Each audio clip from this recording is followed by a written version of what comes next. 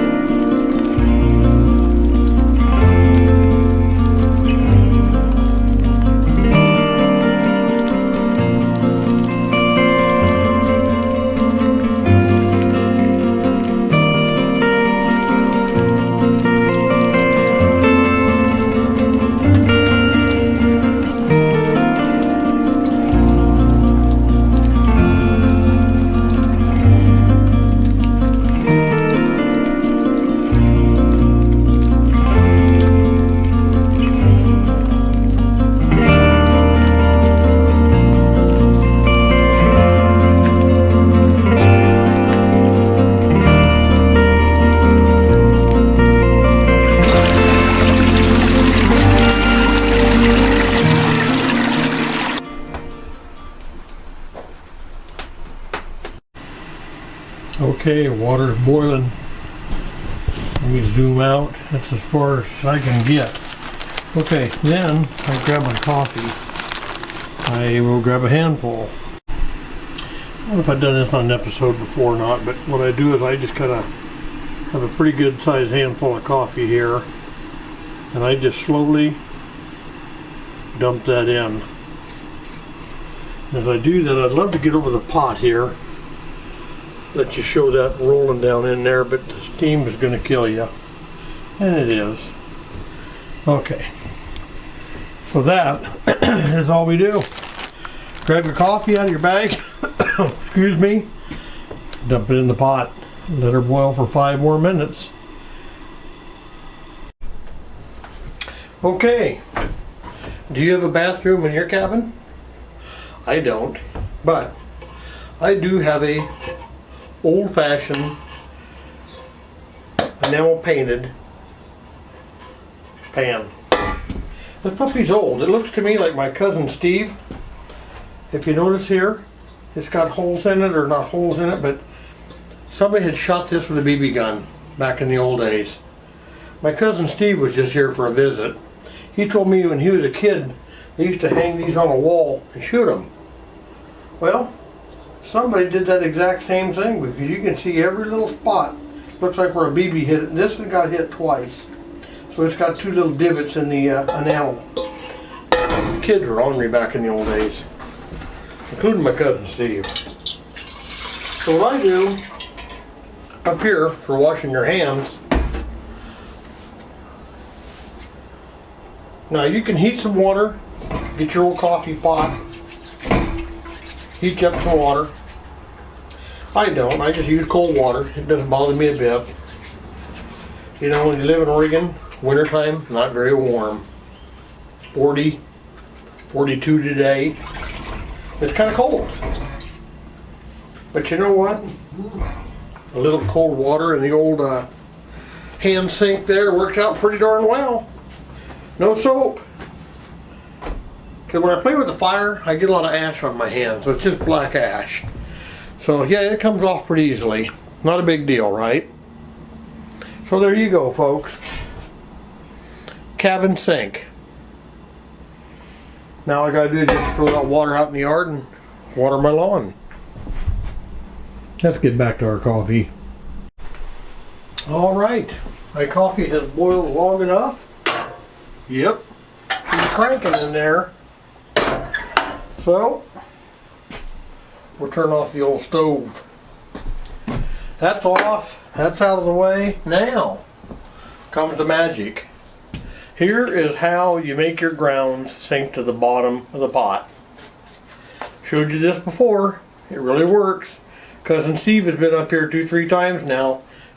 Every time we come up here, he's got to have that Moose Crack famous Cowboy coffee. So I pour some down the spout. Don't take a lot, and then just make a circle. Whoop, around the top. Just like that. Just that simple. Don't take a whole lot of water. But when you put that cold water in, not only does it just circle around that and make the grounds go down, it actually, that cold water will help cool the hot water. We'll let that sit for a few minutes, 2-3 minutes. Once everything settles to the bottom, then we will pour us a cup of coffee. That'll be coming right up. And of course, Blue doesn't get any of my coffee. I don't think it'd be good for him. Alrighty, it's time to pour, guys. Here we go. Moose crack in your face.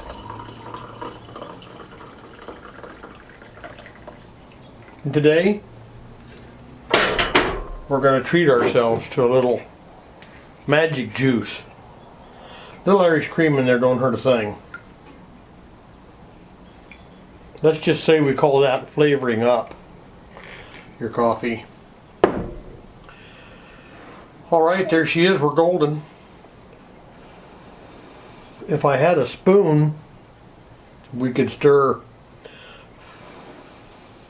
But I just blow it, let it circle around there a little bit. It'll spin to the top.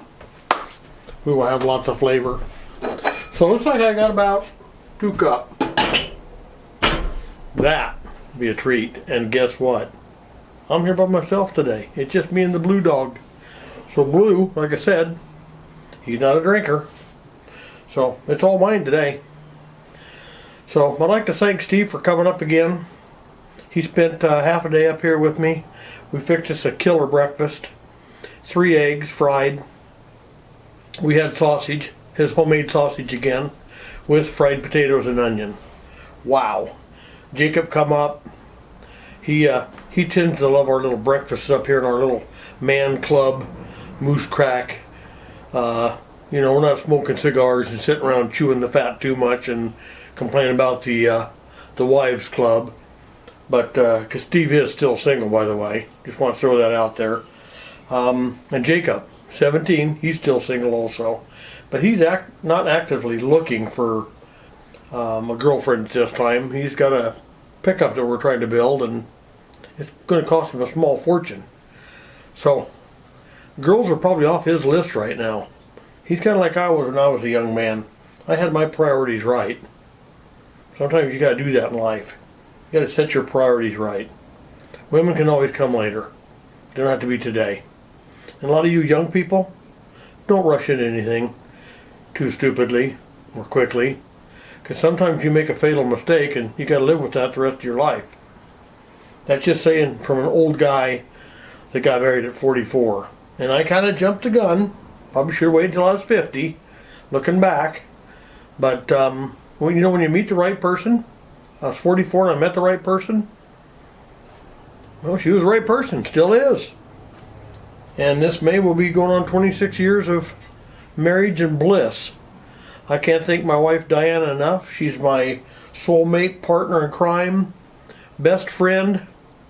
Go to every car show and swap meet that I go to, which I just love that to pieces because my partner goes with me. I also go to garage sales, and sometimes they have some flamboyant, I don't even know what to call them in Portland, that women go to, and sometimes I gotta tag along. But I do it because she does it for me. So we make a good couple. We have a lot of fun. We enjoy each other and our company. So just glad to have her in my life. And Jacob, my grandson, he's pretty heavily involved in my life, and I'm in his too. As I am with all my grandkids. They're just younger, and as their time comes along, we'll see if we can't help them in some way too. But that's just life, right? Just living life, enjoying life. So with that being said, guys, I think that's going to do me on this video because I've been so busy down below working in my shop, rearranging and remodifying my building. We've been moving walls and cleaning house and just way too much going on. Really had little to no time this week to be up here at the Moose Crack, which is sad. And when Steve come over, of course, I didn't film anything. I thought I filmed the last couple of episodes with Steve in them. And I just thought, you know what, we're just going to take a break here.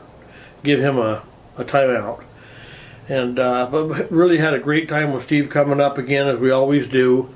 And I told him hopefully sometime this near spring sometime we will do us a campfire and maybe have a good old-fashioned weenie roast with potato salad, and who knows, we'll just have an outside little get-together around the old campfire. He's never done that yet. Every time he comes up, it's winter, it's cold. We got the fire in here cranking. We had 75 degrees in here the other day, and it was nice. We just couldn't get enough of the place. I think I had 5 cups of Cowboy coffee that day, as well as Steve. I believe Jacob had 3 cups of Cowboy coffee. He seems to like it pretty well too. So yep, the old moose crack, very satisfying at times. So with that being said, guys, I'm going to say adios. And we'll see you on the next video. And remember, live your life carefully, okay? We'll see you on the next one. Hey, word of caution. When you're making your moose crack coffee, be careful. Because if you put too much good stuff in there, it can be addicting. Don't get addicted to Cowboy coffee. Be careful.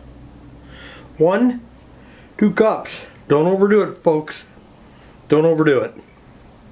That's my word to the wise. Word to the wives. Nah, let's stick with the word to the wives. No, wise. Okay? Be careful. It's addicting. I'm glad I only made 2 cupper. That'll be enough. Yeah, another lesson for today.